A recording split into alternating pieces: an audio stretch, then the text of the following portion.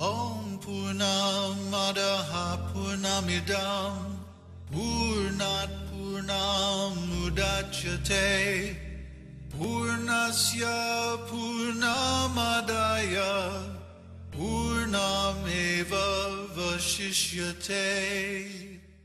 Hello, I'm David Hughes. Welcome to Your Perfect Body, the podcast of the Esoteric Teaching Community.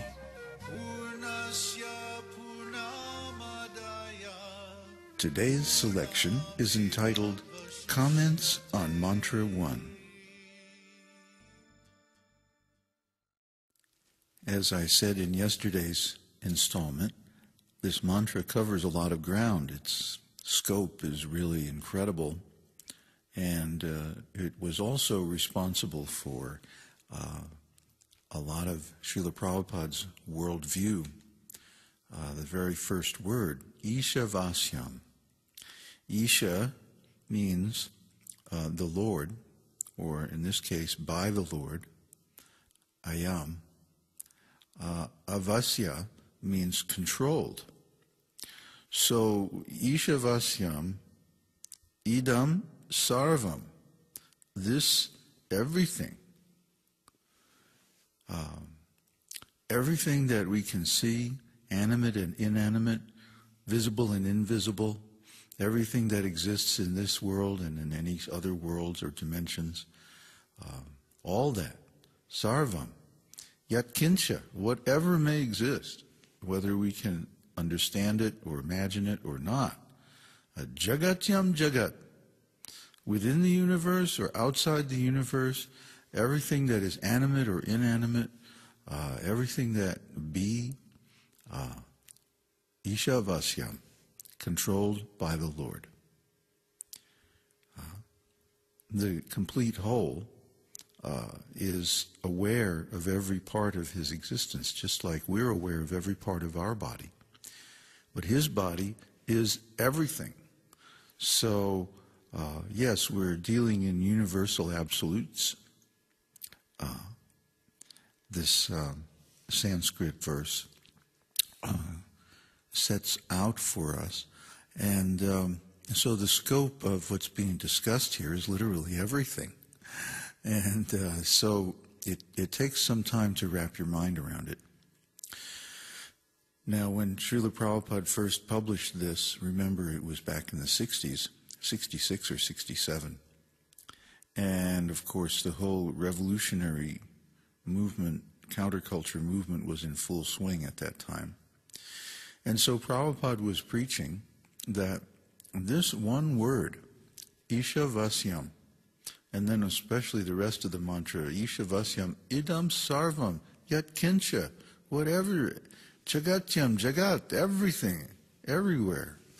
Īśopaniṣad, controlled and owned by the Lord. That was Prabhupada's interpretation. And he, in his mind, that justified preaching on the platform of theocracy. That the Vedic system, Vedic culture, means a government controlled by religious principles. Now, we may like that or we may not like that idea. Certainly we've seen enough abuse in Kali Yuga of power in the name of religion. And so Prabhupada also instituted, or attempted to institute, a democratic system of an electoral system whereby there would be feedback, ultimately from the congregation of the temples, on the quality of the leadership. Unfortunately, that proposal by Srila Prabhupada was voted down and a different system was instituted, which was not so much in harmony with the times.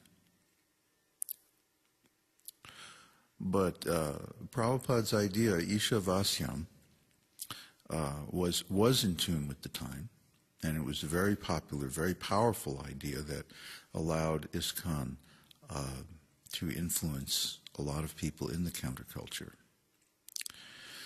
But these days, what is needed to say Īśopaniṣad is to see this as a fact. we don't need to do anything about it necessarily. It's just the way things are. Isha avasyam. He controls everything. Remember the 1000th holy name of the Lord, sarva-praharanayudhah. Here's that word again, sarvam. Sarva. It appears in this verse too. Ishavasyam idam sarvam. Sarva-praharanayudhah. He can take anything and use it as a weapon. For example, Balaram killed Romaharshan Sutta with a blade of grass. So he can do anything with anything.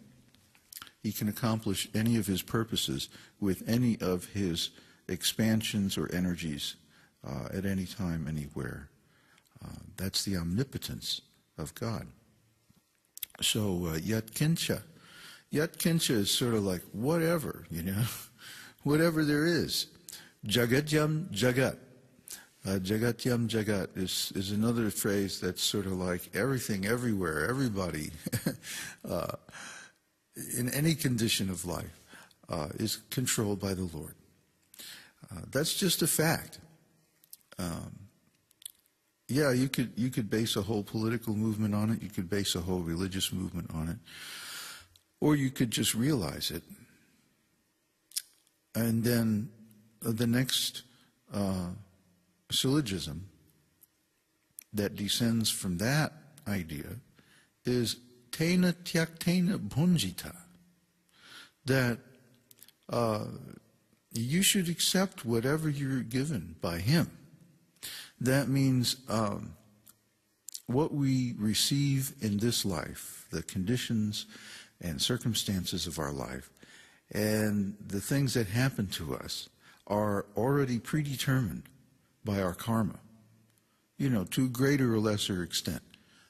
Yes, by spiritual practices we can certainly soften the impact of our karma.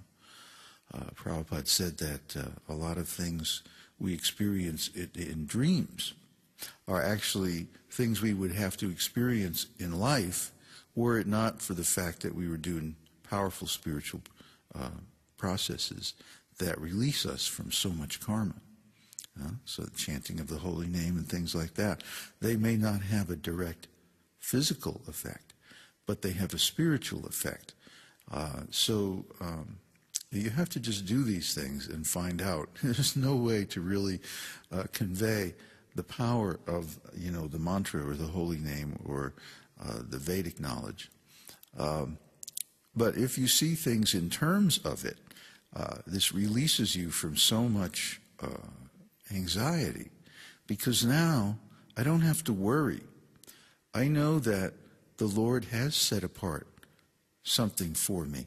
Maybe it's not what I would like to have or what I would covet, but it's certainly adequate for me. If I just accept it, then I don't have to struggle, because whatever I get in life is coming to me by my karma from my activities in my previous life.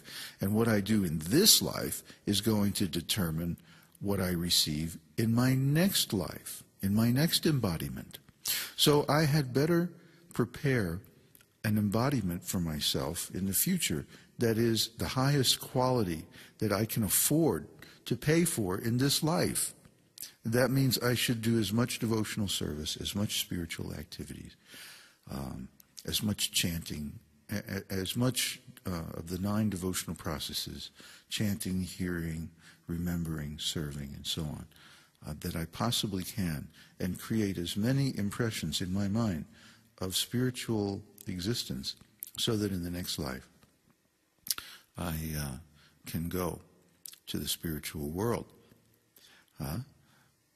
And then he says, Ma gridha kasya svidhanam. Don't be greedy to covet the possessions of anybody else.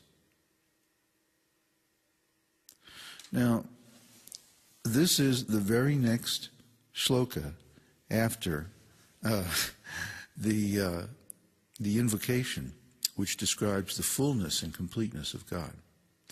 So if God is complete and full in himself, then all of the things that he emanates or creates are also full and complete in themselves. That means there's also a complete arrangement for the maintenance of those created beings, those emanated energies, okay? They're all complete in themselves as well. So if God creates us, then he also maintains us. And because of this, we don't have to worry separately, endeavor separately for our maintenance. All we have to do is serve him, and everything will be taken care of. Now, this is a fact. I've lived like this for the last 40 years or so. So I'm not, this is not just theory. This is a life.